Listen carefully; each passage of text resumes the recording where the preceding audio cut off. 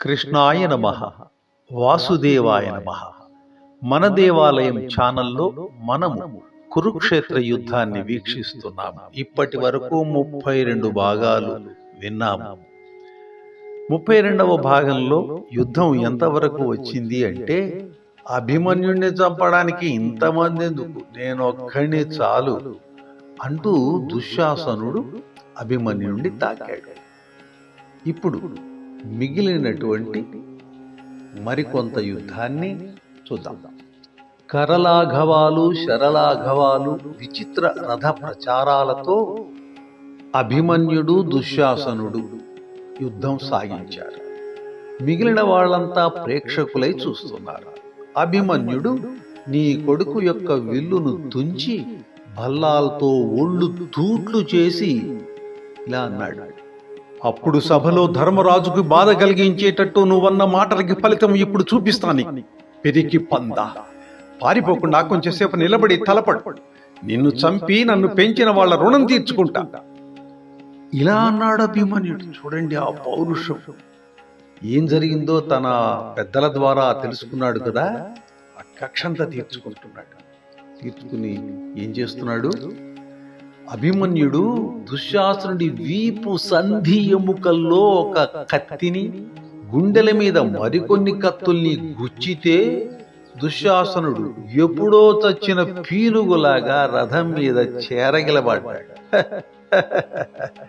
అది అప్పుడు సారథి రథాన్ని దూరంగా తోలుకుపోయాడు. అంతకుముందు అభిమన్యుడు వెనకనే వచ్చి వ్యూహంలోకి చొరబడి అడ్డుపడిన బలాలతో పోరుతూ తలలెత్తి చూస్తూ అభిమన్యుడి యుద్ధం గమనిస్తున్నటువంటి పాండవులు అభిమన్యుడి యొక్క ఈ పరాక్రమ చర్యను చూసి ఆనందంతో అరిచారా. అప్పుడు దుర్యోధనుడు బాధగా కర్ణుణ్ణి చూసి, వీడు దుశ్శాసనుని ఎలా గాయపరిచాడో చూసావా అని అంటే, అర్థం చేసుకున్న కర్ణుడు తన బలాలతో అభిమన్యుడి మీదికి నడిచి దివ్యాస్త్రాలు వేస్తే అభిమన్యుడు అవేవి లెక్క చేయకుండా కర్ణుడితో తలపడితే యుద్ధంలో కర్ణుడు అలసిపోవటం చూసి, గమనించండి, కర్ణుడు అంతటి వాడు అలసిపోయాట. అర్జునుడు ఓడిస్తా అని మాటికి అనటమే కదా. అర్జునుడు ముందు కొడుకును ఓడించమనండి గట్టిగా, ఒక్కడు నిలబడి చేతగాలేదు. అదే ఇక్కడ రాస్తున్నారు తిక్కన గారు.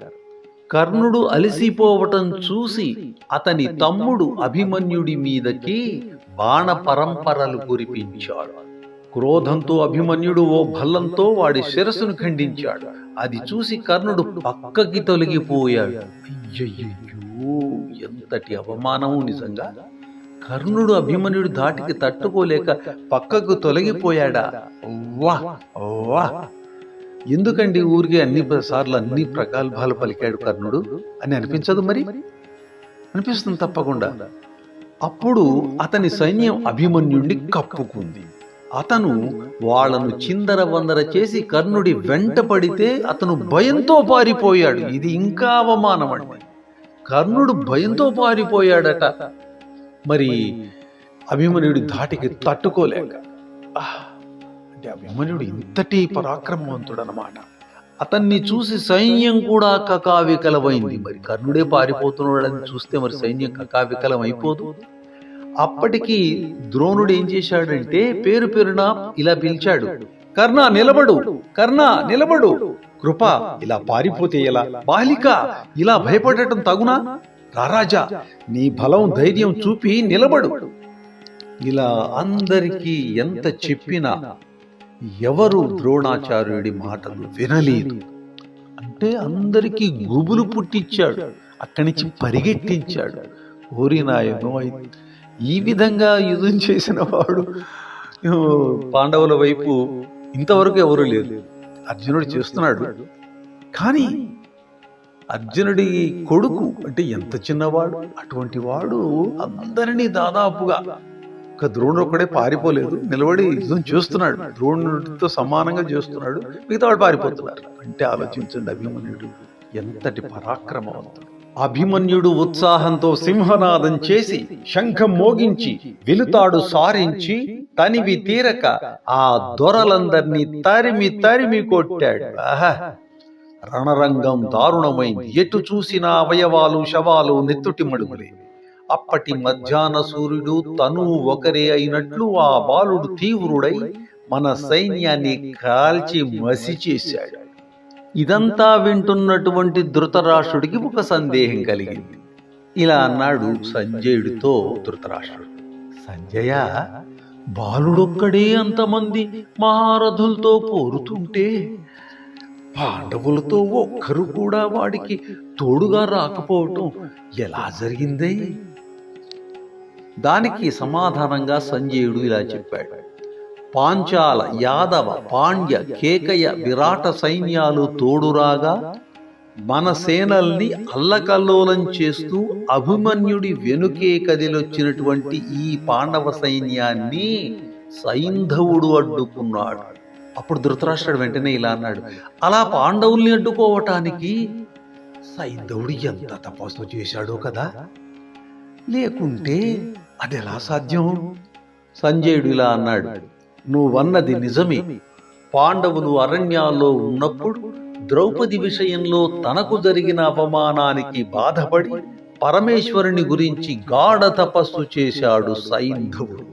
ఈశ్వరుడు ప్రత్యక్షమైతే పాండవుల్ని నివారించే వరం కోరుకుంటే ఆ మహాదేవుడు ఒక్కరోజు అర్జునుడు తప్ప మిగిలిన పాండవులందరినీ నివారించే వరం ఇచ్చాడు.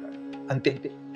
అదేదో దుష్టులకి, దుర్మార్గులకి వరాలు ఇవ్వరాదు అంటాడు, కానీ తపస్సు చేసిన పాపానికో పుణ్యానికో ఇవ్వక తప్పదు. కాబట్టి ఇచ్చాడు. అదే ఎలా ఇచ్చాడు?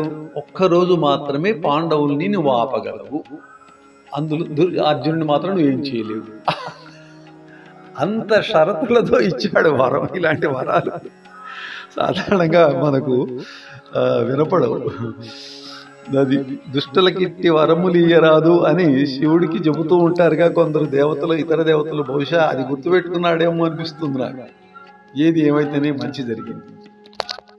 సంజయుడు ధృతరాష్ట్రుడికి ఇంకా అలా చెప్తున్నాడు, అలా ఈశ్వరుడి వరం వల్ల సైంధవుడికి పాండవుల్ని ఆ ఒక్కరోజు అడ్డగించేటటువంటి శక్తి కలిగింది అంటూ ఇంకా ఇలా చెప్తున్నాడు యుద్ధ వివరాలు.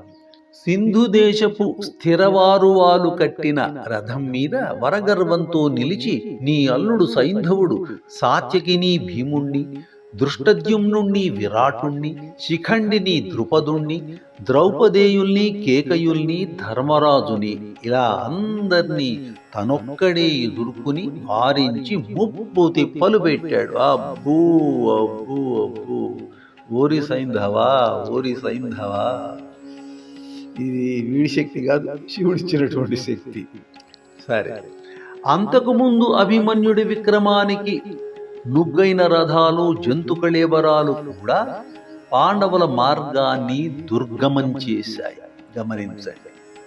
ఇంతలో అభిమన్యుడు ధాటికి పారిపోతున్నటువంటి మన సేనలు తిరిగి వచ్చి సైంధవుని కలిసి పాండవ బలగాల్ని కదలకుండా చేసినాయి. ఇది ఇంత జరిగింది కాబట్టి అక్కడ అభిమన్యుడికి తోడు ఎవరు రాకుండా పోయారు. అక్కడ ద్రోణుడు అతి ప్రయత్నం మీద కొన్ని బలగాల్ని కూర్చుకొని అభిమన్యుడిని తాకాడు.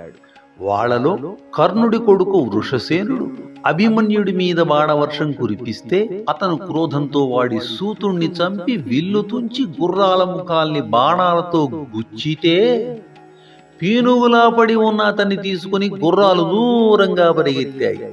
గమనించండి, ఇక్కడ సారథిని చంపేశాడు అభిమన్యుడు, ముందు యోధుడిని చంపేశాడు.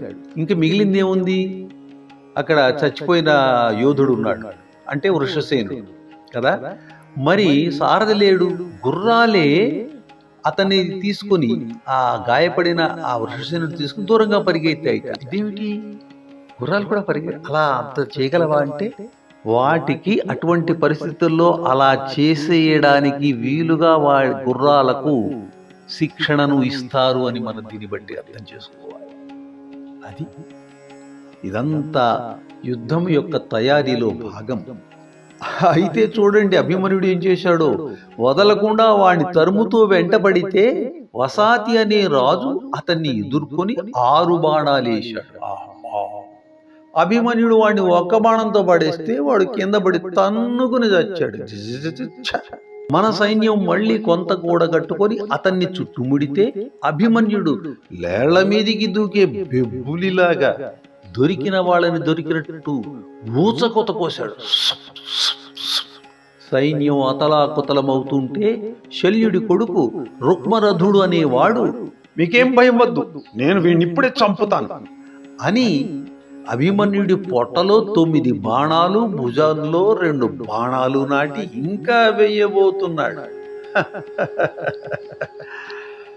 అభిమన్యుడు ఒక్క బాణంతో వాడి చేతిని, మరో 2 బాణాలతో వాడి తలని నరికేశాడు.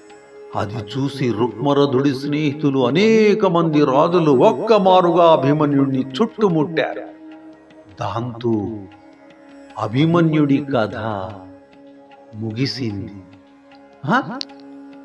అభిమన్యుడు చచ్చిపోయాడా? అభిమన్యుడు అలా సావలేదే, అలా చచ్చిపోయాడని మేము వెళ్ళలేదే అని నేను అనలేదు కదా. దాంతో అభిమన్యుడి కథ ముగిసింది అని నేను అనట్లేదండి.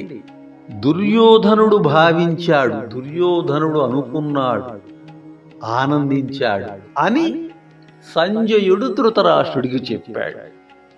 అది విషయం జరిగింది. మరి తరువాత ఏమైంది, అభిమన్యుడు ఏం చేశాడో వచ్చే వీడియోలో విందాం. అంతవరకు సెలవు. సర్వే జన సుఖినో భవంతు. ఈ ఉత్కంఠను రగిలించేటటువంటి పౌరుషాగ్ని రగిలించేటటువంటి కురుక్షేత్ర యుద్ధాన్ని బాగా వీక్షిస్తున్నారు. చూసే వారి సంఖ్య పెరుగుతోంది. దీన్ని ఇంకా ఇంకా మీ బంధుమిత్రులకు, కొత్త వారికి కూడా చేరవేయండి.